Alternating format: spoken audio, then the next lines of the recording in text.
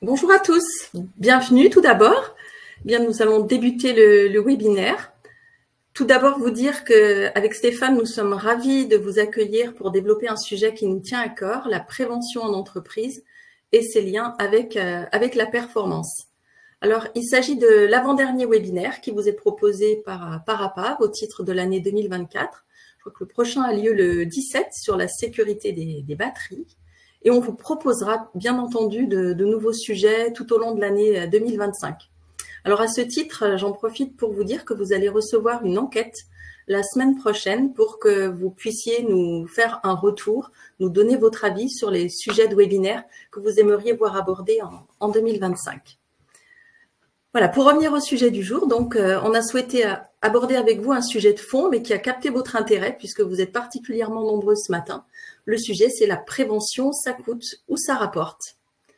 Donc, nous allons interagir avec vous pendant la durée du webinaire. Vous allez pouvoir à tout moment nous poser vos questions. Vous avez un menu qui s'appelle questions en bas à droite de votre écran. Et pour ne pas entrecouper la présentation, Stéphane répondra à vos questions plutôt en dernière partie du webinaire. Et nous allons aussi vous faire travailler, c'est-à-dire qu'on va vous solliciter en cours de webinaire pour avoir votre opinion, pour avoir votre ressenti sur la prévention dans votre entreprise. Voilà ce que je voulais vous donner comme information. Une dernière information également, vous allez recevoir le replay dans la foulée de ce webinaire. Eh bien, allons-y. Donc, tout d'abord, je vais présenter Stéphane. Stéphane Roca, donc, qui est consultant performance, organisation, management de la santé sécurité chez APAV et qui est aussi notre référent national sur les sujets culture, santé, sécurité et comportement au travail. Et puis moi-même, je suis responsable marketing notamment pour nos activités conseils.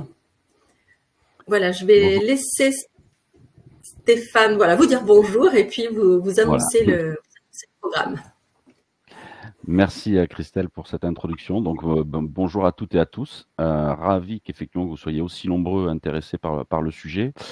Donc pendant cette heure de webinaire, nous allons avoir 4 parties. Une première partie qui traitera des enjeux de la prévention, les constats sur l'accidentologie et les autres problématiques associées à l'accidentologie et la prévention des risques.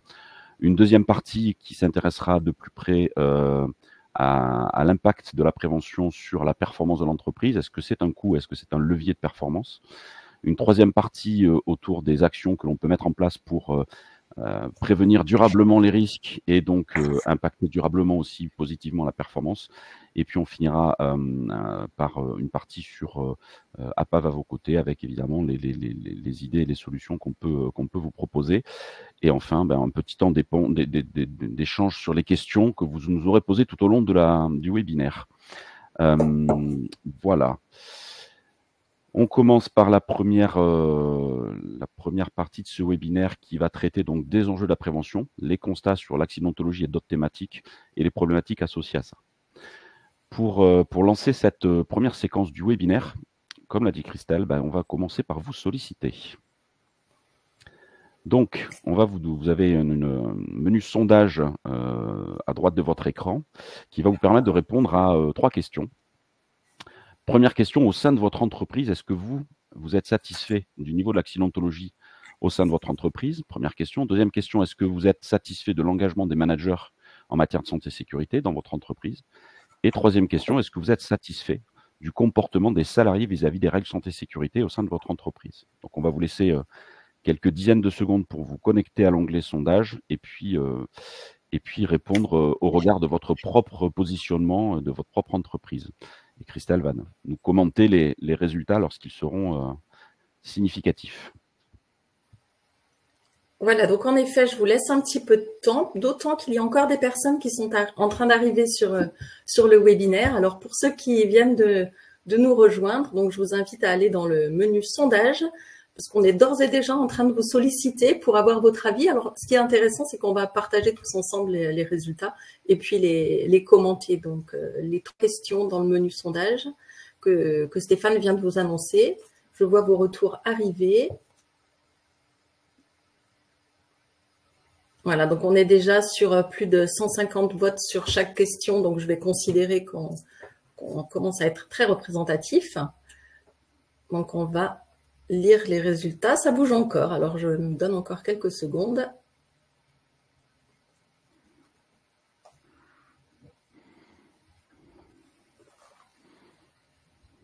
Voilà, donc là on est à 184 votants par exemple pour la question 1, donc je vais annoncer les résultats.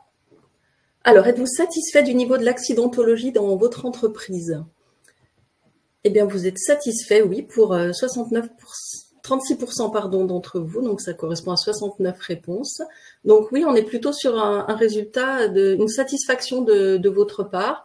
Vous êtes malgré tout 11% à indiquer que vous n'êtes pas satisfait du tout de l'accidentologie, du résultat en termes d'accidentologie dans votre entreprise.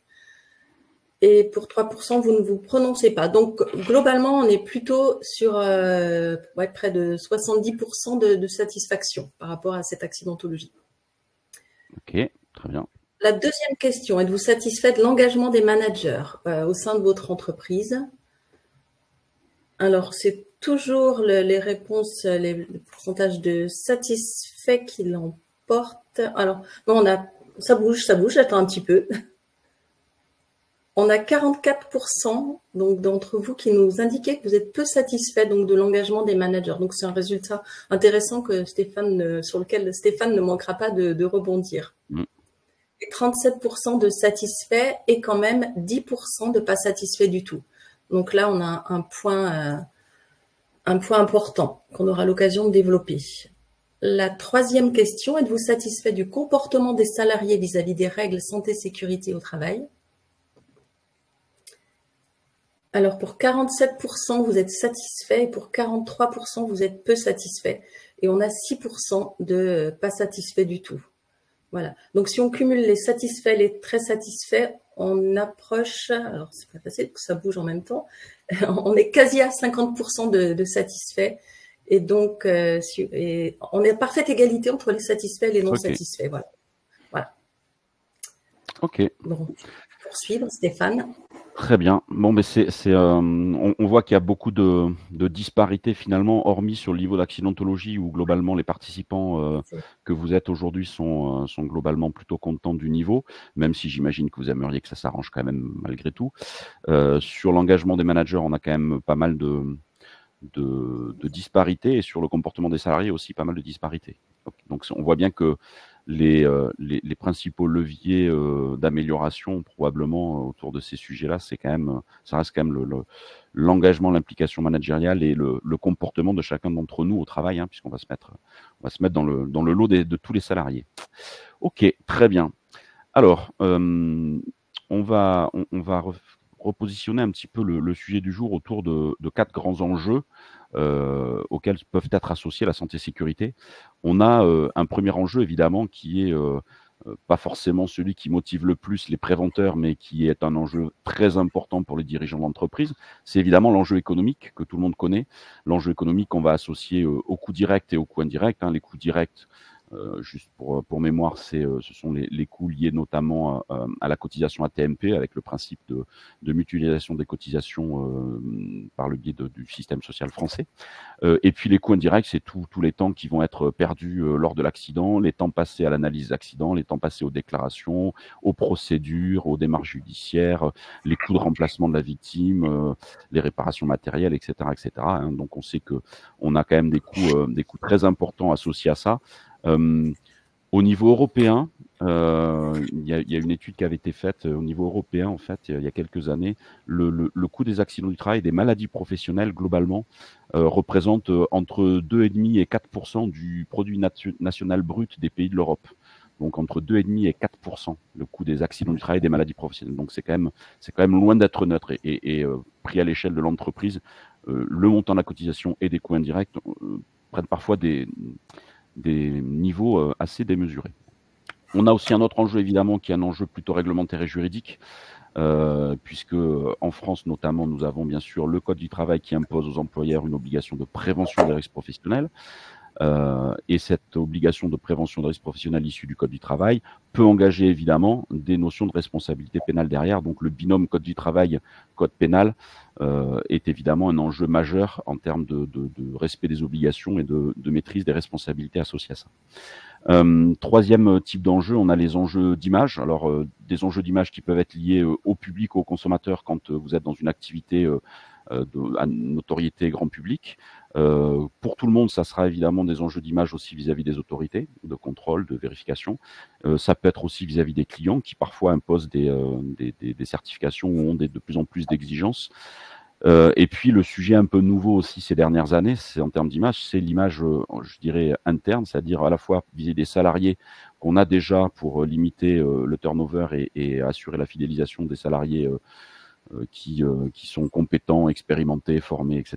Et donc, qui est une ressource majeure de l'entreprise. Donc, avec un enjeu fort dans le cadre des DRH notamment, quand on discute un petit peu avec eux, de limiter ce turnover-là. Et puis, un autre enjeu qui est très associé évidemment à la Gen Z, à la génération Z, qui est l'attractivité de l'entreprise vis-à-vis des futurs talents et de la génération qui débarque sur le marché du travail depuis quelques années, et notamment la marque employeur. Et on verra que la marque employeur est souvent associée à des questions de santé, de sécurité, de qualité de vie au travail. Quatrième et dernier enjeu, mais évidemment non des moindres, qui est celui qui en général nous motive le plus quand on est réunis entre nous dans ce genre de webinaire, c'est évidemment l'enjeu humain avec la notion d'accident de travail, d'accident de trajet, de maladie professionnelle. Et fort, il faut reconnaître qu'aujourd'hui, ce résultat-là, il est quand même pas très satisfaisant. On va avoir l'occasion de regarder un petit peu les statistiques, mais globalement, on a aujourd'hui, quand on cumule le régime général de la sécurité sociale, quand on rajoute là-dessus le régime MSA, le secteur maritime, les 3 fonctions publiques, et qu'on regarde l'impact de la santé-sécurité sur, en termes d'accidents de travail, d'accidents de trajet et de maladies professionnelles, on arrive à un chiffre qui est quand même fait un petit peu froid dans le dos, qui est de 6 décès en France par jour ouvré associés au travail. Donc, quand on prend les 3 types d'événements indésirables que vous voyez sur l'écran et qu'on prend l'ensemble des travailleurs en France, pas seulement le régime général, on arrive à globalement 6 décès par jour ouvré. Voilà un peu pour repositionner les enjeux et quand on parle de performance, puisque c'est un peu l'objectif aujourd'hui, on va parler de performance en termes de maîtrise du risque humain, on va parler de performance en matière de maîtrise de la réglementation et des responsabilités associées, on va parler de maîtrise de la performance économique et puis de la performance en termes d'image interne et externe.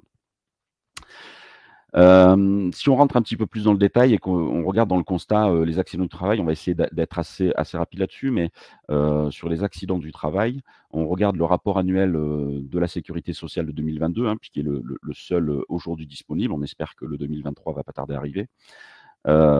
J'ai extrait de ce rapport l'évolution des accidents du travail depuis 1998, qui est dans ce rapport-là.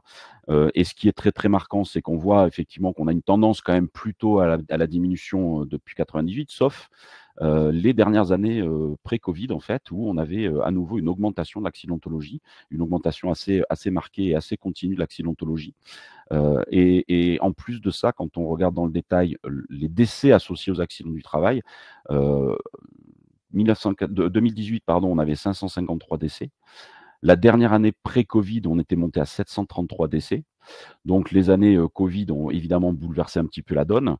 Et quand on regarde le nombre de décès de 2022, qui est la première année post-Covid, on est déjà remonté à 738 décès. Donc en fait, ça veut dire qu'on est remonté au bas mot au même niveau qu'avant le Covid, et en imaginant que le plus 5 n'est pas forcément significatif, on attendra de voir les résultats 2023. Donc en gros, là on voit qu'on a une tendance sur ces dernières années qui est quand même, sur les 10 dernières années, qui est loin d'être satisfaisante en matière d'accident du travail. On fait à peu près le même constat sur les accidents de trajet, puisque vous voyez là aussi une forte augmentation des accidents de trajet sur les dernières années avant la crise Covid. Et même chose, quand on regarde les décès associés aux accidents de trajet, on en avait 280 en 2018, on en avait 283 en 2019, et en 2022, alors même qu'on a développé le télétravail et que normalement le télétravail est censé mettre un petit peu moins de gens en situation d'accident de trajet, que ce soit sur la route ou ailleurs d'ailleurs, on est à 286 décès en 2022. Donc on est revenu au bas mot, au même niveau d'accident de mortalité liés aux accidents de trajet post-Covid qu'avant le Covid, alors qu'on a le télétravail qui aurait dû normalement aider à diminuer un petit peu cette mortalité au travail. Et puis le troisième type d'événement indésirable, vous le connaissez évidemment, c'est les maladies professionnelles. Et quand on regarde là aussi l'évolution des maladies professionnelles d'après la sécurité sociale, on a quelque chose qui semble relativement stabilisé, même si les dernières années avant Covid, là aussi, étaient reparti un petit peu à la hausse. Alors, j'ai associé les deux courbes, puisqu'en fait, la courbe verte en haut, c'est le total des maladies professionnelles reconnues par la sécurité sociale, et la courbe orange, vous l'avez dit, c'est le total des TMS, qui représente toujours 88-89% des maladies pro.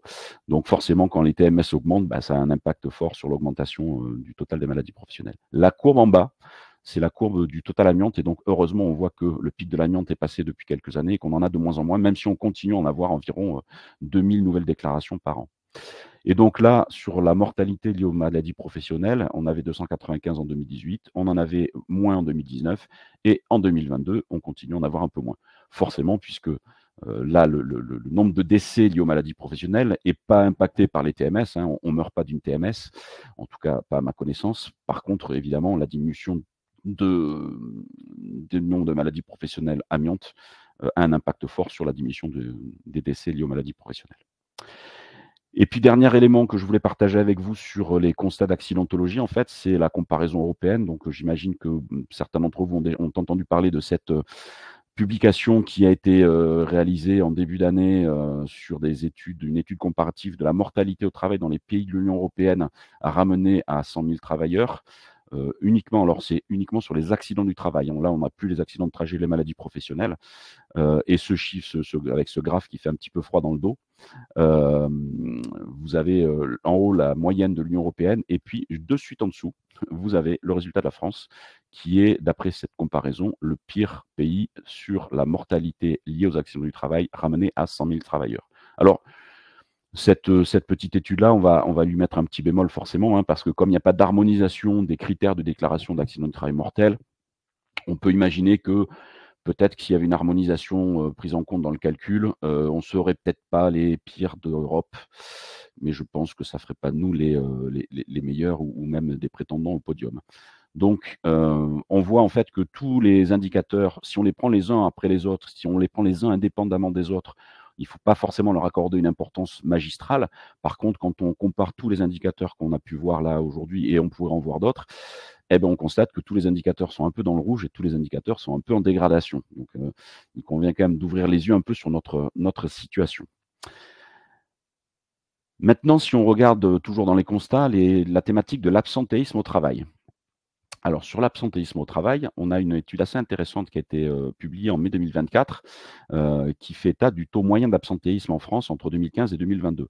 Donc là aussi, vous le voyez que sur les années avant Covid, hein, donc de 2015 à 2019, on a une augmentation. Alors, elle est certes pas énorme peut-être, mais on a quand même gagné un point d'absentéisme, hein, c'est-à-dire quand même 20% de plus d'absentéisme entre 2015 et 2019, et on voit que cette augmentation, elle est continue. Alors évidemment, les années 2020, 2021, 2022 sont très associées au Covid, donc on a des chiffres qui sont un petit peu grévés. Et en 2023, on a à nouveau une diminution de l'absentéisme qui globalement est revenu au niveau 2018-2019 ou pas loin. Donc on va surveiller avec attention dans les années prochaines, est-ce que cette courbe repart en augmentation ou pas, mais on avait là aussi un indicateur de dégradation de ce taux moyen d'absentéisme en France. Et autre étude très intéressante menée par Malakoff Humanis et IFOP en septembre 2024, enfin publiée en septembre 2024, c'est que les jeunes et les managers sont deux populations particulièrement concernées par l'absentéisme, puisqu'en fait 52% des 18-34 ans ont été arrêtés 2 fois ou plus sur l'année 2023. Donc 52% des 18-34 ans, 2 fois ou plus. Et puis la population managériale, elle, c'est 53% des managers qui se sont vus prescrire un arrêt de travail au cours de l'année. Alors, on parle d'absentéisme, mais on ne parle pas forcément d'absentéisme lié à des accidents de travail ou à des maladies professionnelles, mais on parle d'absentéisme. Donc les populations jeunes et managers particulièrement concernées par l'absentéisme. Toujours dans les constats, maintenant si on regarde un petit peu la notion de désengagement, on entend souvent parler de désengagement des salariés. Alors, mythe ou réalité, il y a un petit baromètre QVCT publié par Calice Social en janvier 2024 qui nous donne des indications assez intéressantes, puisque dans ce baromètre QVCT, il est indiqué que 53% des salariés se déclarent désengagés. et que seulement 12% se déclarent engagés. Donc les autres sont au milieu et n'attendent que de basculer d'un côté ou de l'autre. Donc cette proportion de salariés désengagés malheureusement augmente et la proportion des salariés engagés malheureusement diminue. Toujours dans ce baromètre, Calisocial nous apprend que 88% des Français au travail interrogés dans ce baromètre considèrent que le sujet qualité de vie et conditions de travail est un enjeu prioritaire ou important. Et quand on regarde un petit peu, qu'on fouille un petit peu quels sont les leviers pour améliorer la qualité de vie et les conditions de travail, le baromètre nous fait apparaître aussi que nous, salariés, on considère la santé et sécurité comme étant l'aspect prioritaire qui peut influencer la QVCT. Le premier critère qui peut influencer favorablement ou défavorablement la QVCT, c'est la santé et sécurité. 27 pour 27% des répondants. Et les relations et l'ambiance au travail viennent en seulement deuxième position avec 5% de moins. Donc voilà, le désengagement est forcément très associé à la QVCT et la QVCT est très largement influencée par la notion de santé et sécurité. Associé à ça, la question du désengagement a aussi des conséquences évidemment économiques majeures, puisque là aussi, l'étude réalisée par le cabinet Mozart et la mutuelle Apicil en 2023 fait apparaître que le coût du désengagement et de la non-disponibilité des collaborateurs est estimé, vous le voyez, à plus de 13 kg € par an et par salarié. C'est un gouffre énorme. Donc forcément, on a aussi des enjeux à diminuer le coût du désengagement, donc réengager les gens au travail. Pour les réengager, vous l'avez compris, c'est la QVCT qui va permettre de remobiliser les gens au travail. Et comment on remobilise les gens au travers de la QVCT? C'est en s'appuyant, comme vous le voyez, sur le levier santé-sécurité. Et puis, dernier élément que je voulais partager avec vous, c'est des éléments que nous avons recueillis dans l'enquête qu'on avait fait auprès des acteurs QHSE en entreprise, puisqu'APAV avait publié le premier baromètre des acteurs QHSE en entreprise. La fonction QHSE est vécue par les acteurs QHSE eux-mêmes comme un vecteur de satisfaction. Ça passe par deux éléments, deux chiffres très importants. 92% des acteurs QHSE sont fiers de leur travail. Ils associent ça à des valeurs morales et à une éthique comme étant le premier ressort de leur sens au travail. Donc on voit qu'on a des QHSE qui sont très engagés et très fiers de leur travail avec une éthique et une morale très bien placées. Et puis 84% des fonctions QHSE considèrent que leur travail de QHSE est une source d'épanouissement personnel pour eux. Donc en fait, voilà, vous avez le nombre de répondants, 852, donc qui est relativement significatif, 852 acteurs QHSE. Et pourtant, on a aussi quand même dans cette enquête des difficultés au quotidien, puisque vous le voyez, pour 66% des fonctions QHSE, il y a je dirais, un constat d'un manque de soutien de la part de la direction dans la démarche QHSE et dans leur travail de QHSE au quotidien. La problématique du budget apparaît aussi à 55%, le service réduit à 44%. Et vous voyez qu'en fait, le manque de temps, finalement, n'est pas le sujet principal pour les QHSE, mais essentiellement la question du soutien et du budget en matière de sécurité. Donc le budget, c'est au cœur du sujet d'aujourd'hui. Faire de la prévention des risques, investir dans la prévention des risques, on sait combien ça coûte, on voit les factures passer, on sait combien on paye. Et pourtant, est-ce que c'est rentable ou est-ce que c'est pas rentable? C'est la vraie question que tout le monde se pose vraiment. Voilà pour les constats et les enjeux de la santé-sécurité d'aujourd'hui en France au travers de l'accidentologie, des maladies professionnelles, de l'absentéisme, du désengagement et des postures, de l'engagement en tout cas des acteurs QHSE. Ça, c'était pour la première partie d'éléments qu'on voulait partager avec vous. Vous voyez qu'il y a énormément de données très intéressantes et on pourrait en trouver encore beaucoup. Sur la base de ce constat, nous allons donc passer à la deuxième phase de notre webinaire, la prévention en entreprise. Certes, c'est un coût, mais est-ce un levier de performance? Donc, pour commencer cette deuxième séquence, on va à nouveau vous solliciter au travers de deux questions. Christelle, je te laisse la parole. Alors, de nouveau, donc on vous invite à rejoindre le menu sondage avec deux questions en effet. La première question, comment est perçu dans votre entreprise le niveau de contrainte exercée par la santé-sécurité sur la production et sur l'exploitation. Donc, on vous propose une échelle de réponse. Alors, je vois que l'échelle, en fait, se classe dans l'ordre décroissant de vos réponses. Je pense que vous avez le même affichage que moi, donc c'est peut-être un petit peu perturbant pour répondre parce qu'on n'est plus dans l'ordre logique. Et la deuxième question, dans votre entreprise, la démarche santé-sécurité est-elle perçue comme un levier de performance? Donc là, on est au cœur du sujet du webinaire. Donc, on vous laisse un petit temps pour répondre. Donc vraiment, là, ce qui nous intéresse, c'est votre tour d'expérience à vous. Hein. Comment est perçue la santé-sécurité en fait dans votre entreprise à vous? C'est pas forcément votre perception, mais comment elle est perçue dans l'entreprise.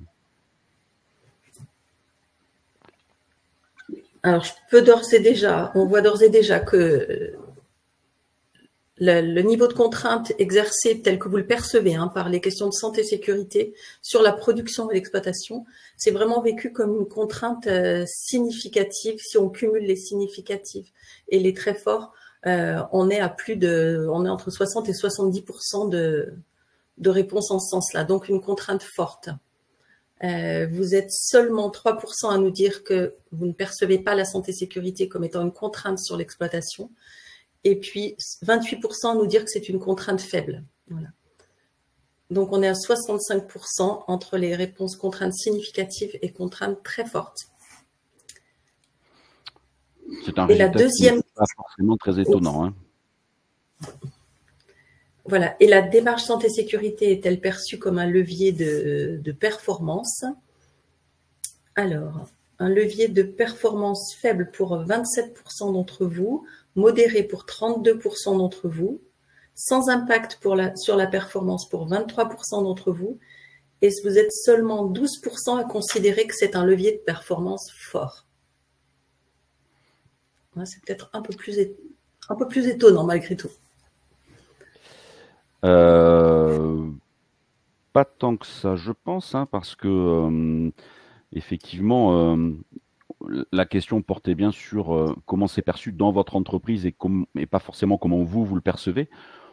J'ose imaginer que parmi les nombreux participants à ce webinaire, vous êtes une bonne proportion à considérer quand même que c'est un levier de performance, mais effectivement, vous vivez dans vos entreprises la problématique que la sécurité est clairement vécue comme une contrainte significative et finalement relativement peu comme un levier de performance, d'où l'intérêt de partager les informations d'aujourd'hui. Ok, bon, très bien. On va partager du coup quelques études. Alors, il a fallu faire des choix pour réussir à tenir tout ça dans une heure de webinaire. Il existe beaucoup d'études. Moi, j'en ai fait beaucoup. J'en ai recensé au moins une vingtaine sur ces 15 dernières années qui sont très significatives et très intéressantes, des études françaises, européennes ou internationales qui mettent en lumière, qui essayent de mettre en lumière en fait la corrélation entre la performance économique et la prévention des risques professionnels. La première qu'on peut partager avec vous, c'est celle de l'Agence européenne pour la santé et sécurité, qui a corrélé en fait, qui a essayé de mettre en corrélation l'indice de compétitivité qui est calculé, vous allez le voir, selon une modalité définie par le Bureau international du travail, et les résultats en termes d'accidentologie, et ça dans plusieurs pays du monde. Et ça donne ce petit graphique qui est assez intéressant, qui a été publié lors d'un forum économique mondial par le Bureau international du travail. Vous avez à gauche, en fait, l'échelle de compétitivité et les résultats, c'est les petits carrés bleus en fait, des différents pays qui sont en dessous.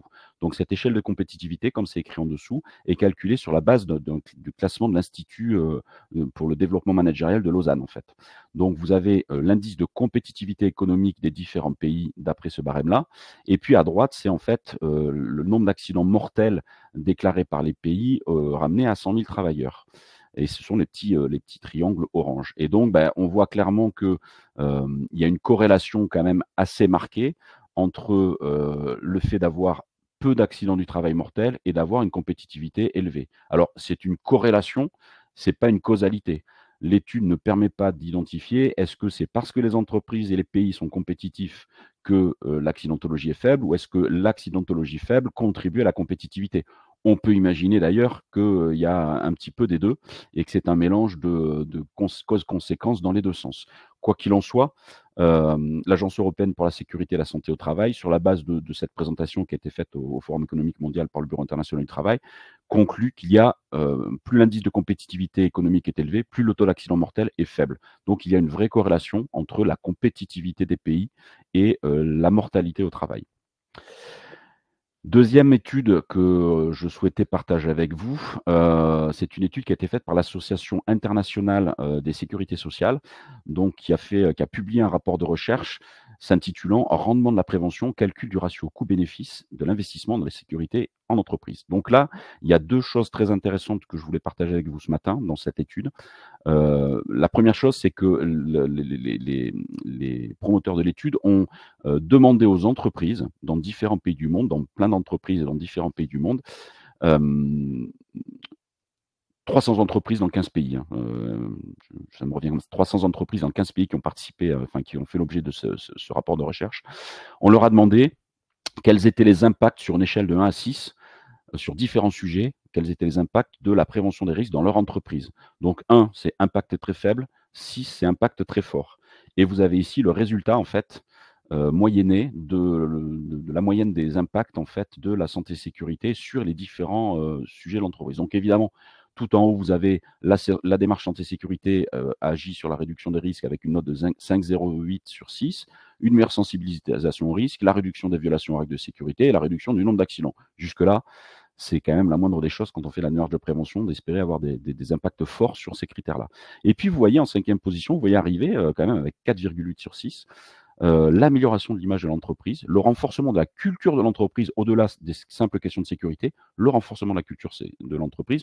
Donc la santé-sécurité est un vecteur pour renforcer la culture sécurité de l'entreprise, la culture de l'entreprise, pardon, et donc du coup renforcer l'engagement des collaborateurs au sein de l'entreprise, la réduction des interruptions de travail, la réduction des perturbations, l'amélioration du nombre d'innovations, 4,2 sur 6 quand même, l'amélioration de la satisfaction de la clientèle. Donc on voit en fait que, et c'est ce que conclut d'ailleurs l'Association internationale de sécurité sociale, que la santé-sécurité au travail ont des effets bien au-delà des seules questions de risque et d'accident. Ça a des effets positifs, notamment sur, vous le voyez, l'image de l'entreprise, la réduction des interruptions de travail. Donc qui dit réduction des interruptions de travail et des perturbations au travail diminuées, dit augmentation de la performance économique, augmentation du nombre d'innovations, ça permet aussi de remobiliser l'entreprise et de redonner du souffle et de laisser l'entreprise à un haut niveau d'innovation. Et voyez, on va même jusqu'à réduction des pertes de temps avec un impact relativement significatif aussi. Donc voilà, ça me semble intéressant aussi de partager ça, puisque c'est un rapport mondial, hein, je répète, c'est 300 entreprises dans 15 pays différents qui ont participé à cette enquête-là. Et puis, dans ce rapport de recherche, l'ISSA a aussi calculé, avec les données fournies par les différentes entreprises, au travers des questionnaires auxquels ils ont répondu, le ratio, en fait, le retour sur investissement des actions de prévention dans ces entreprises-là. Donc je répète, 300 entreprises dans 15 pays du monde. Et vous avez ici le graphe correspondant. Donc vous voyez que vous avez le ROP ici, le retour sur investissement, qui en moyenne est de 2,2. Ça signifie donc que quand j'investis 1 euro ou 1 dollar, je récupère en moyenne 2,2 euros ou 2,2 dollars à moyen terme. Et vous avez la répartition du nombre du pourcentage d'entreprises concernées par les différentes zones de ratio. Ça veut dire qu'en fait, vous avez à peine 9% des entreprises qui ont un retour sur investissement négatif, entre 0 et 1. Vous avez 56% des entreprises, donc la plus grande partie des entreprises, ont déclaré avoir un retour sur investissement et calculé un retour sur investissement entre 1 et 2. Et vous avez jusqu'à 10% des entreprises qui obtiennent un retour sur investissement des actions de prévention supérieur à 7. Donc c'est quand même loin d'être anodin. Donc on a un retour sur investissement moyenné qui est à 2, mais vous voyez qu'au-delà de 2, on a quand même des chiffres assez significatifs. Donc ça me semble très intéressant de pouvoir partager ces données-là parce qu'elles sont mondiales, elles sont le fruit d'une enquête sérieuse, d'un vrai rapport de recherche d'une organisation sérieuse. Et donc la conclusion de l'ISSA là-dessus, c'est de dire que les investissements dans la sécurité et la santé procurent des avantages économiques directs, à part dans 9% des cas. Voilà pour cette deuxième étude que je voulais partager avec vous. Troisième étude qui me semblait intéressant de mettre sur la table, c'est l'OPPBTP qui a réalisé un très gros travail de recherche sur 101 cas concrets dans le milieu du bâtiment et des travaux publics, bien sûr. Et contrairement aux idées reçues, l'OPP-BTP a réussi à démontrer que la prévention apporte un gain économique aux entreprises. Donc dans son étude là, qui s'appelle une approche économique de la prévention, l'OPP a été vérifié ça sur le terrain, a été regardé sur des cas concrets d'entreprises en fait. Est-ce que les actions de prévention, les coûts engagés dans les actions de prévention étaient économiquement rentables? Et les résultats sont clairs. Pour 1 € investi, le retour s'élève en moyenne à 2,19. Donc l'étude internationale, donc on a évoqué tout à l'heure, disait 2,2, l'OPP-BTP dit 2,19. Donc vous voyez que ça corrobore complètement les résultats de l'étude précédente. Ce qui est intéressant aussi dans l'étude de l'OPP-BTP, c'est qu'elle nous dit que les TPE obtiennent le meilleur rendement. C'est-à-dire qu'en fait, la prévention des risques et l'investissement en prévention des risques, c'est pas l'apanage des grands groupes et des grandes entreprises. Ça peut aussi marcher avec un résultat encore meilleur dans les TPE. Voilà, donc en fait, quand on se dit moi je suis petit, je ne peux pas faire de la prévention des risques, eh ben c'est faux. Non seulement l'investissement vaut le coup, vous le voyez, mais en plus, vous le savez, il y a des possibilités de financement, d'accompagnement et d'aide. Un quart des actions qui ont été menées dans le cadre de ces études, en fait, coûtaient moins de 5 000 €, donc des actions à investissement modeste. Et ces actions-là, elles ont un rendement qui est 10 fois supérieur à la moyenne. Donc finalement, les actions à faible coût ont un retour sur investissement largement supérieur aux actions à fort coût. Donc ça, c'est quand même plutôt une bonne nouvelle. Ça veut dire qu'on n'a pas besoin d'avoir une carte gold pour faire de la prévention des risques professionnels. On peut le faire modestement à son échelle à partir du moment où c'est fait de façon adaptée, spécifique et pertinente. Et donc, le retour sur investissement moyen, il est calculé sur 1 année et demie. C'est-à-dire qu'en fait, pour obtenir les 2,2 de retour sur investissement, on l'a autour de 18 mois. Et dans les petites entreprises, ce retour sur investissement est encore un peu plus court. Bon, peut-être pas significatif, mais encore un peu plus court. Et l'OPP-BTP de conclure, la prévention peut générer des gains nets de performance.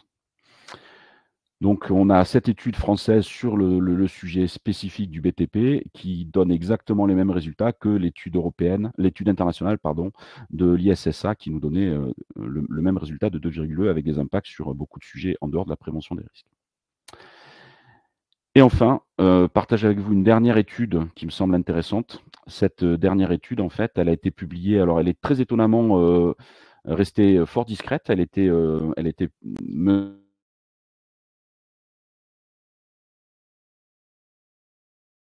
travail. Et l'ADARES a publié une étude très intéressante intitulée Conditions de travail, prévention et performance économique et financière des entreprises. Et dans cette étude, on s'aperçoit qu'en moyenne, dès lors qu'il y a une hausse du niveau de prévention dans les entreprises, ça se traduit en moyenne par une hausse de la productivité de 23%. Ça se traduit en moyenne par une hausse du taux de marge d'environ 10%. Ça se traduit également par une hausse de la rentabilité d'exploitation d'environ 15%. Et ça se traduit par une hausse de la rentabilité financière de l'entreprise d'environ 8%. Donc, hausser le niveau de prévention a des impacts significatifs, clairs sur le résultat financier de l'entreprise. Et à l'inverse, l'ADARES a constaté que dans les entreprises où il y avait des contraintes physiques très fortes, très marquées, où il y avait un manque de reconnaissance des salariés, où les contraintes sur les horaires et les temps de travail étaient significatives, où il y avait de l'insécurité économique ou des changements organisationnels assez récurrents, à contrario, ces éléments-là généraient une performance plus faible de l'ordre de 5 à 12% selon les cas.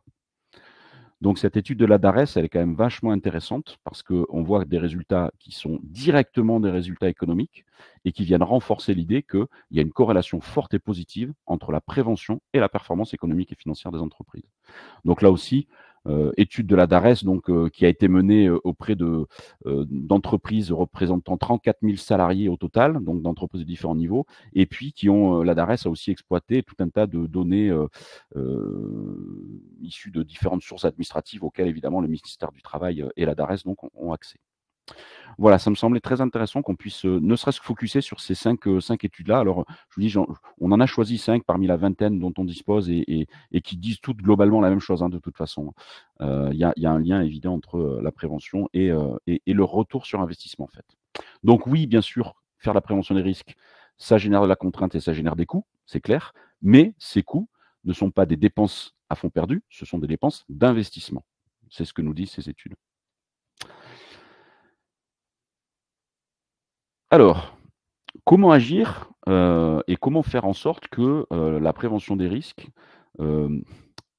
change un peu comment dirais-je, de réputation, et que ça soit un peu moins perçu comme une contrainte et un peu plus perçu comme un levier. Puisqu'en fait, on vient de démontrer que non seulement dans la première partie, on a démontré qu'on avait vraiment besoin de continuer à avancer et de progresser sur la santé et sécurité, et dans la deuxième partie, on vient de démontrer qu'en fait, on a tout intérêt à investir, évidemment intelligemment, dans la prévention des risques, parce que ça va avoir des effets positifs sur l'accidentologie, ça va avoir des effets positifs sur l'engagement des salariés, ça va avoir des effets positifs aussi sur la performance économique de l'entreprise. Donc, quels sont les leviers euh, les plus pertinents? Au regard de notre retour d'expérience, on a choisi de mettre en lumière cinq bonnes pratiques ou 5 conseils, on va dire, qui vont permettre de faire en sorte que la santé-sécurité soit un levier de performance et que ça soit un vrai projet fédérateur d'entreprise. Le premier levier, la première source de progrès, en fait, c'est déjà quand même d'avoir des idées claires en termes de stratégie et de politique. Avoir une stratégie, une politique en matière de santé-sécurité qui soit claire, qui soit adaptée, qui soit partagée. Stratégie politique claire, ça paraît évident comme ça, mais pour intervenir très régulièrement au sein de comités de direction, quand on fait travailler les comités de direction sur leur stratégie et leur politique santé-sécurité, on s'aperçoit très vite qu'en fait, on a souvent un désalignement des différents membres des comités de direction. Donc, à partir du moment où la direction à son plus haut niveau n'est pas alignée sur ce que doit être la santé-sécurité dans l'entreprise, quelles sont les attentes, quels sont les enjeux, etc., vous doutez bien qu'en dessous, ça va vite être le bazar. Donc, la base de la base, c'est déjà de faire en sorte que la direction de l'entreprise à son plus haut niveau ait les idées claires et partage ça, et que tout le monde soit aligné sur ce que ça doit être. Et cette politique et cette stratégie doivent évidemment être adaptées. C'est-à-dire qu'il ne s'agit pas de copier-coller ce que fait le voisin, mais de l'adapter à ses spécificités. Cette politique, cette stratégie, elles doivent intégrer les 3 dimensions de la démarche santé-sécurité. Elles doivent intégrer la dimension évidemment technique. Ça, c'est celle sur laquelle on est quand même le plus avancé en France. Ça, tout ce qui est lié à la conformité des locaux, des équipements de travail, des machines, etc., les équipements de protection collective, les équipements de protection individuelle, les marquages au sol, les affichages, enfin, toute la dimension technique de la sécurité. Ça, globalement, on est plutôt pas mal en France, même si évidemment, il y a parfois, dans certaines entreprises, des marges de progrès considérables. Deuxième dimension intégrée, c'est la dimension plutôt humaine. Donc là, on va parler de l'ergonomie des postes de travail, on va parler du développement des compétences, on va parler du dialogue social, de la transparence dans le dialogue social, on va parler de la prise en compte des biais cognitifs. Ça, c'est un sujet qui, vous le savez, est de plus en plus prégnant. On commence enfin en France, je dirais enfin, ça fait 15 ans que nous, à PAV, on se bat pour porter ces sujets-là. On commence enfin en France à se rappeler que au milieu du processus de travail, il y a des femmes et des hommes, donc il y a des êtres humains, et que ces êtres humains ne sont pas rationnels, que ces êtres humains ils sont soumis à des biais cognitifs, et que ces biais cognitifs ont des influences majeures sur les comportements des gens au travail.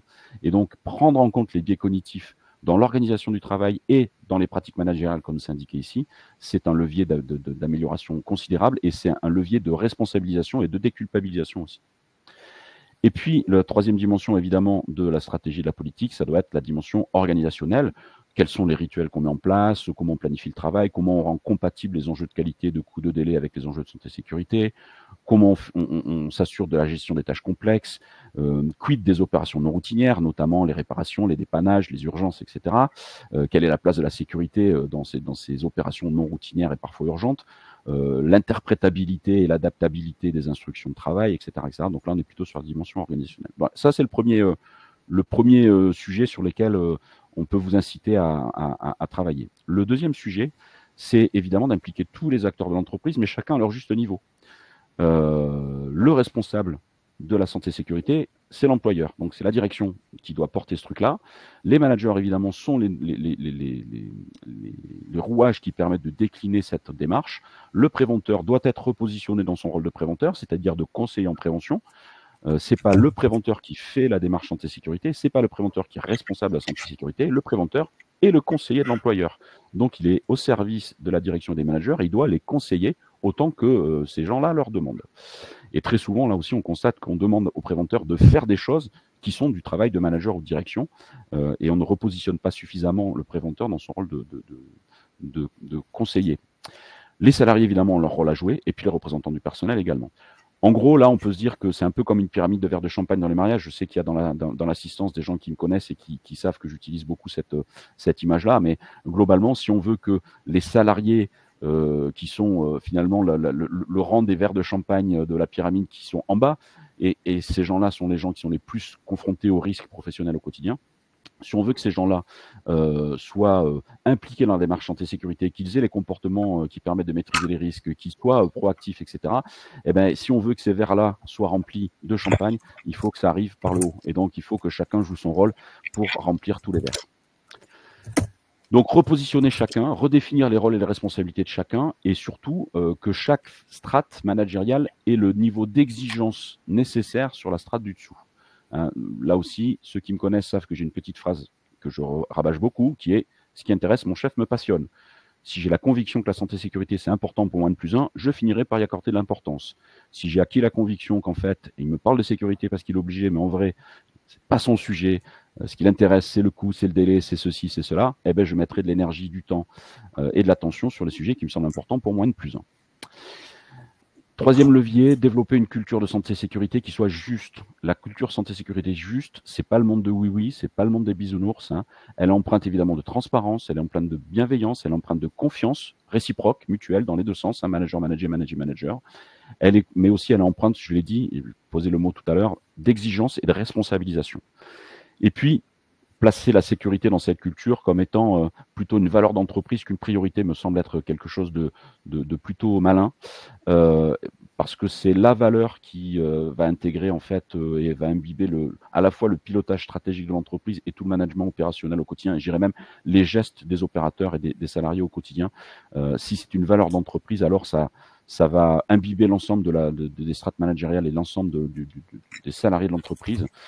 Et si c'est une valeur, ça résistera aussi à toutes les perturbations que l'entreprise vivra, qu'elles soient économiques ou autres. Quatrième levier, être centré sur la maîtrise des risques. Là aussi, ça doit être une obsession quand on parle de santé-sécurité, être obsédé par la maîtrise des risques plus que par la conformité à la règle, etc., ou le résultat final. Si je suis centré sur la maîtrise des risques, je ne peux pas me tromper. Et si je suis centré sur la maîtrise des risques, on va tous être d'accord en fait. Donc ça implique évidemment de connaître les risques. Donc il faut faire un état des lieux, clairement. Alors la réglementation nous l'implique. Un document unique est censé être là pour évaluer, les hiérarchiser, partir de la réalité des situations de travail du terrain en fait. Ne pas se contenter de s'intéresser au travail prescrit, mais vraiment au travail réel. Mettre les femmes et les hommes au cœur des réflexions et des décisions. Appliquer le principe d'amélioration continue de la maîtrise des risques. On doit perpétuellement s'améliorer. C'est aussi inscrit dans le code du travail, mais c'est très souvent oublié. Favoriser, prendre en compte et traiter toutes les remontées de situations dangereuses, les presque accidents, partager, capitaliser les retours d'expérience, bref, avoir une dynamique de remontée d'informations, de partage et de capitalisation. Et puis considérer la réglementation plutôt comme un cadre structurant que comme une contrainte. Là, je pense que si le niveau de contrainte est aussi élevé, 60-70% dans le sondage qu'on a fait tout à l'heure avec vous, c'est aussi parce que beaucoup de personnes voient la sécurité au travers du prisme réglementaire et voient la réglementation comme étant simplement une contrainte, quelque chose qui est pénible, qui empêche de travailler, qui ralentit, etc. Et si on change de regard et qu'on considère la réglementation plutôt comme un cadre structurant, mais que la donnée d'entrée, c'est la maîtrise du risque, bah vous allez voir que très, très bizarrement, on va changer de regard sur ce qu'est la sécurité et ça va devenir un sujet peut-être pas sexy, je vous l'accorde, mais en tout cas beaucoup moins stigmatisant que ce que c'est aujourd'hui. Et le cinquième petit conseil qu'on peut donner autour de ça, c'est mesurer et valoriser les progrès et l'efficacité des mesures prises. Évidemment que, comme on est dans le principe de l'amélioration continue, il faut absolument être capable de mesurer qualitativement ou quantitativement les progrès, mesurer l'efficacité de ce qu'on fait, et puis valoriser tout ça. Très souvent, quand on parle de santé-sécurité dans les entreprises, on parle de santé-sécurité pour des choses qui vont pas. On parle de santé-sécurité quand il y a des accidents, quand il y a des presque accidents, quand il y a des non-conformités, quand il y a des, etc., etc. Comment voulez-vous que ça soit pas perçu comme une contrainte, la sécurité, à partir du moment où on n'en parle qu'en des termes négatifs? Il y a forcément des choses qui vont bien chez vous, il y a forcément des choses qui progressent, et probablement des choses qui progressent grâce à la participation de tout le monde. Eh bien, il faut être capable de valoriser ça. Il faut être capable de communiquer positivement aussi sur la sécurité, de manière à garder les gens mobilisés autour du sujet dans une dynamique plutôt favorable. Voilà un petit peu les 5 grands items qui nous semblent être importants pour repositionner la santé-sécurité comme un vrai levier de performance. Je répète, on a fait la démonstration qu'il y avait besoin de progresser au travers des résultats d'aujourd'hui. Les constats, ils sont pas joyeux, hein, on l'a vu. On a fait la démonstration que investir en sécurité, ça permet d'être rentable et c'est un levier de performance global, que ce soit sur les aspects humains, économiques, sociaux, etc. Et donc, notre but maintenant, c'est de trouver les bons leviers pour que cette santé-sécurité redevienne quelque chose, ou devienne quelque chose de positif. Voilà ce que je voulais partager avec vous. Je regarde un peu le timing. On est pile poil dans ce qu'on avait prévu. Voilà, on va quand même accélérer un petit peu puisqu'il reste 10 minutes, Ouais, puis il y a des questions ouais. à traiter. Donc, à PAV, on est en effet à vos côtés. On a à cœur d'être aux côtés des acteurs de la fonction HSE et des responsables d'entreprise et de tous les managers autour des questions de santé et sécurité au travail. Alors, ça se traduit notamment par des publications qui sortent depuis plusieurs années autour de la santé et sécurité. Donc, une parole d'expert, par exemple, de Stéphane Roca, justement. Comment faire évoluer la culture et les comportements en sécurité. On a édité également, suite à une grande enquête sur le sens au travail pour les acteurs de la fonction HSE, donc un baromètre. Le premier baromètre est publié en 2022, hein, Stéphane l'a mentionné dans son propos tout à l'heure. Et puis, on a le plaisir de vous annoncer la sortie d'un livre blanc, donc ce jour, simultanément avec ce webinaire, sur le sujet justement qui fait l'objet du webinaire, la prévention des risques en santé, sécurité est un levier de performance globale pour les entreprises. Donc, ce n'est plus une question, c'est une affirmation que l'on va vous démontrer au travers de ce livre blanc.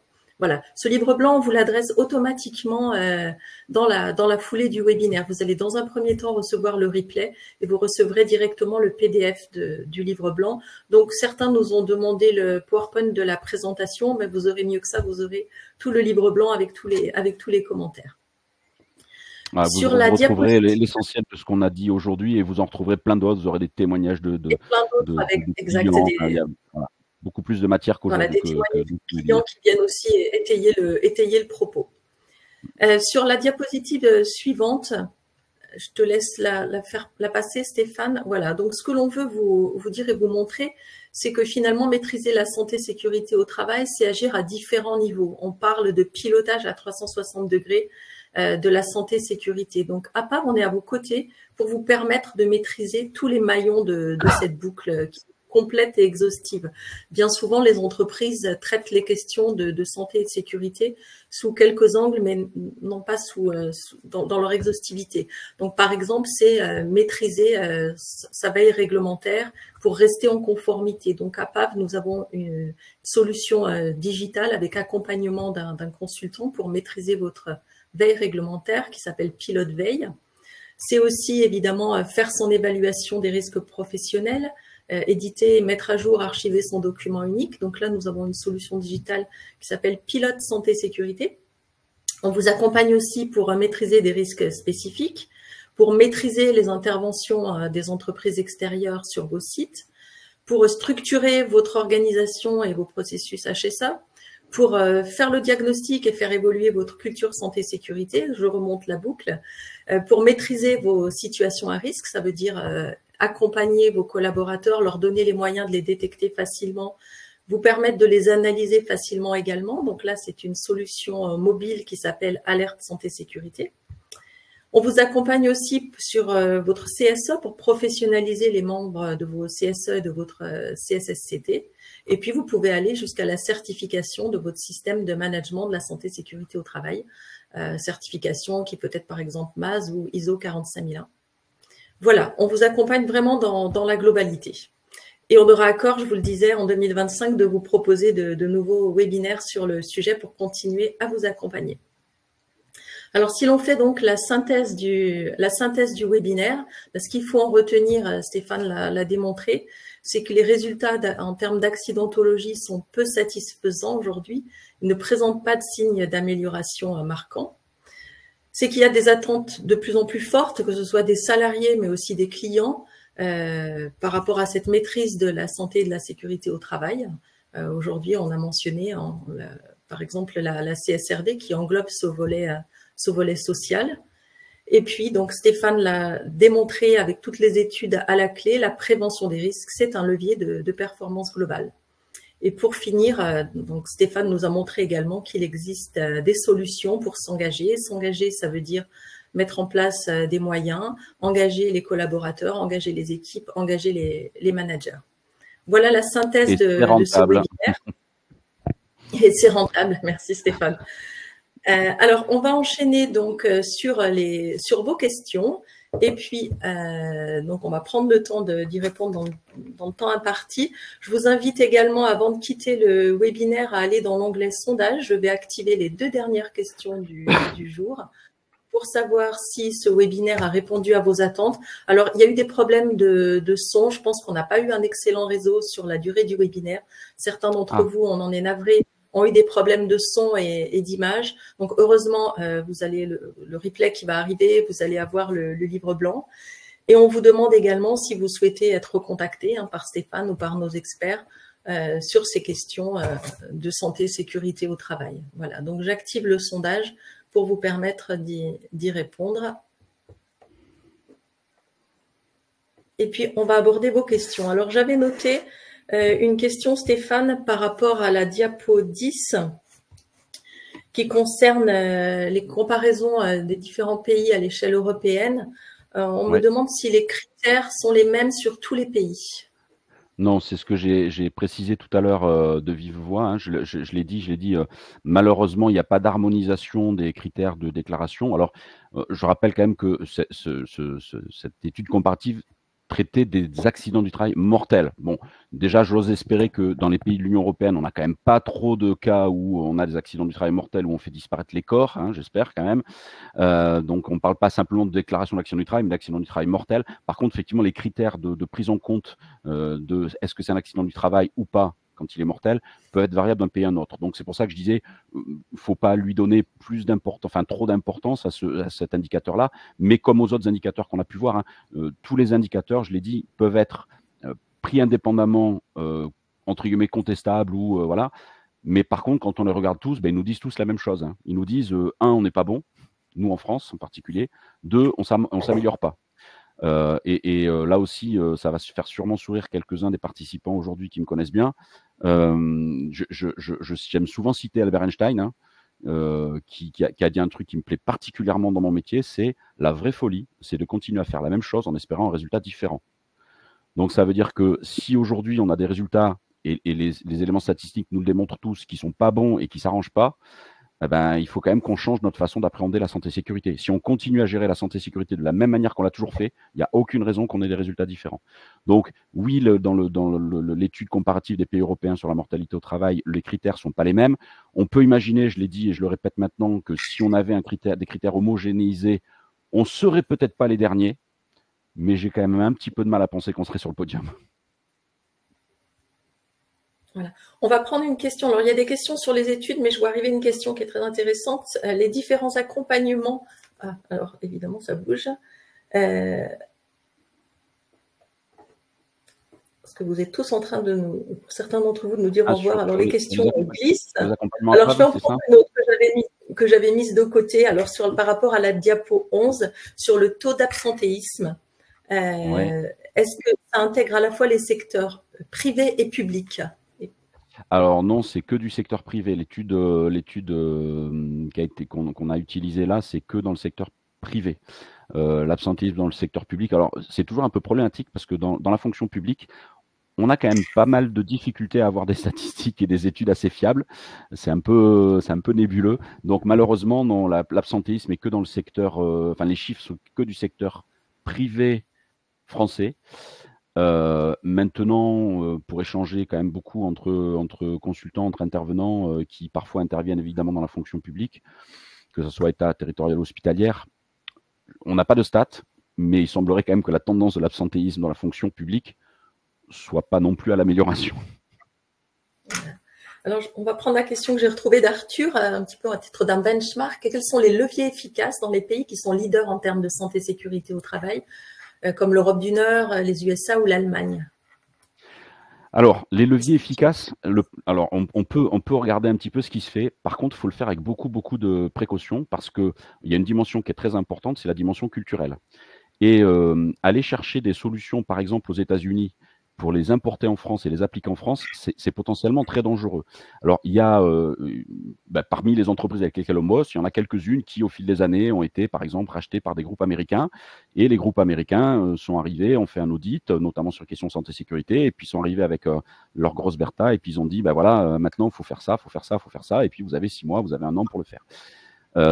Tout ce qui marche aux États-Unis, par exemple, avec efficacité, parce que ça colle à la culture américaine, ne marchera pas forcément dans la culture française parce que je vous rappelle quand même que nous, on a d'abord quand même une culture latine. Hein, avec tout ce que ça peut évoquer dans l'inconscient collectif. Et en plus d'avoir une culture latine, on a quand même des gènes un peu gaulois. Et donc, tout ça fait qu'on a un rapport à la règle et à l'autorité qui est un peu conflictuel. Voilà, je ne vais pas faire de lien avec la situation du pays actuel, mais vous le savez tous, vous l'avez tous vécu, quand on veut implanter une nouvelle consigne de sécurité, une nouvelle règle, un nouvel EPI ou autre, très souvent on se heurte quand même à une opposition des salariés, des partenaires sociaux ou autres, qui brandissent le point de la liberté individuelle, de la contrainte, de on peut plus bosser et de on nous en demande toujours trop, ce qui est très légitime en termes de perception, encore une fois. Et donc du coup, très souvent, on a cette opposition aux règles, et puis si la règle elle passe quand même et qu'elle s'impose quand même, on va avoir des comportements de ruse, je dirais, c'est-à-dire des comportements qui permettent aux gens de ne pas respecter la règle, mais de réussir à pas se faire attraper, quoi. Et donc ça, c'est quand même très français comme façon de faire. Ce qui veut dire que des outils qui fonctionnent ou des leviers qui fonctionnent dans d'autres pays ne fonctionneront peut-être pas de la même manière. Moi, j'ai eu l'occasion de piloter des projets européens sur la question du leadership santé-sécurité, par exemple. Et on s'aperçoit que les leviers de renforcement de l'application managériale, volontairement voulus les mêmes par l'entreprise dans tous les pays, sont plus rapides, plus efficaces dans certains pays que dans d'autres, parce que la dimension culturelle rentre en ligne de compte.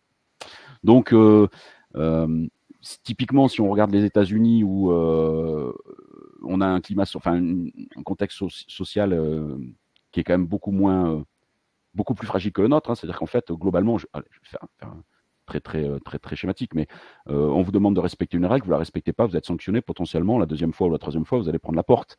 Et globalement, vous vous retrouvez sans votre boulot, et puis vous avez une main devant, une main derrière, comme on dit, et vous n'avez pas grand-chose derrière. Avant d'en arriver là en France, c'est quand même culturellement un peu compliqué. Donc du coup, le respect de la règle aux États-Unis peut être beaucoup plus facile. Enfin, on le voit aussi sur la route. Aux États-Unis, vous allez sur un highway, vous ne prendrez pas le risque de bafouer la limitation de vitesse, sinon vous finissez les mains sur le capot avec une arme dans votre dos par les forces de l'ordre.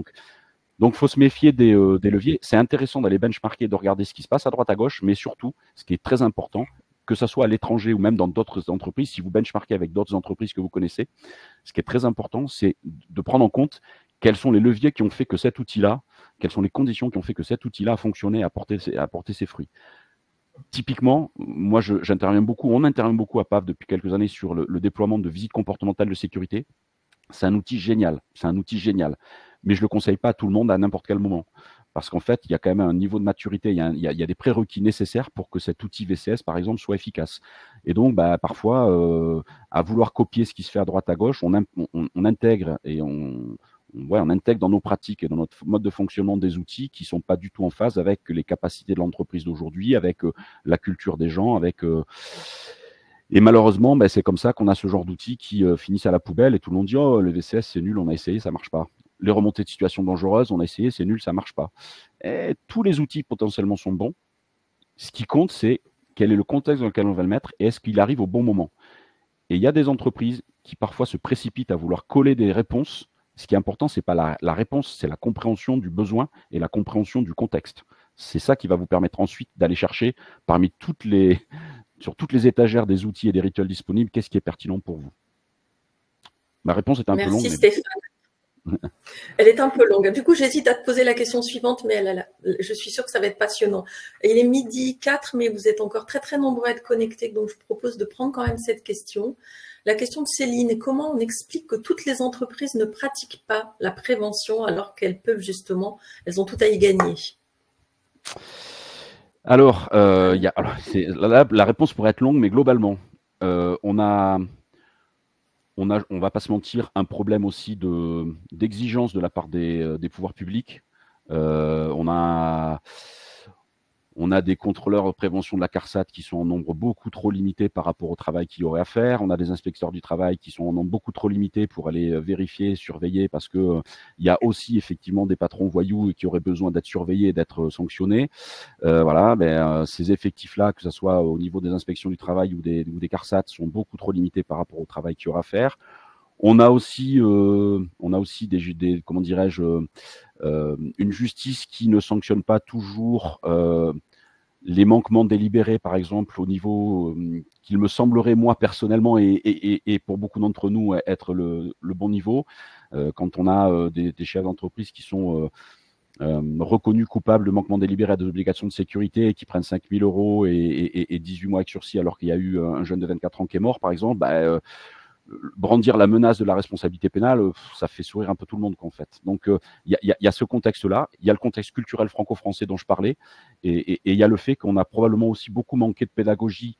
Nous, préventeurs, je me mets dans le lot, nous, préventeurs, pouvoirs publics, etc., on a sûrement beaucoup manqué de pédagogie, ce qui fait qu'on a développé une perception de la sécurité comme étant des réponses techniques à apporter à des obligations réglementaires. Voilà. Et on a oublié qu'au centre de tout ça, ce qui primait avant tout, c'était la maîtrise des risques. Et donc, c'est cette mutation culturelle et ce changement de regard qui, à mon avis, est nécessaire. Donc voilà, j'espère que parmi les nombreuses personnes qui ont assisté aujourd'hui, vous serez nombreux à porter ces messages-là et à contribuer à changer le regard qu'on va poser sur la santé-sécurité. J'ai fait un peu plus court. Merci Stéphane. C'est parfait. C'était tout aussi passionnant. Justement, merci beaucoup Stéphane pour cette présentation, c'était passionnant. Surtout, merci à tous pour votre participation. Je t'invite Stéphane à afficher la dernière diapo si tu veux bien. Donc, vous allez recevoir le replay, le livre blanc. Je remercie à ce titre ma collègue de l'équipe marketing, Nathalie Lemos, qui s'est beaucoup investie sur ce livre blanc. Si vous avez des questions qui viennent après le webinaire, vous pouvez toujours nous contacter sur la boîte mail contact-client@apaf.com. Je vous invite aussi à nous suivre sur LinkedIn où l'on publie régulièrement des actualités, des témoignages clients, des webinaires, des contenus qui peuvent intéresser les acteurs de la fonction HSE que vous êtes. Voilà, un grand merci pour votre participation. Pensez à répondre à notre enquête la semaine prochaine sur les webinaires à venir en 2025. Voilà. On vous souhaite un bon appétit, une excellente journée. On essaiera aussi de vous faire passer les réponses aux questions auxquelles on n'a pas pu répondre aujourd'hui. Oui, on va consolider habituellement toutes vos questions, toutes nos réponses et on vous repartage tout ça. Merci à tous. Si vous repartez aujourd'hui, vous ne serez pas longtemps. Merci beaucoup. Bonne fin de journée. Au revoir. Au revoir.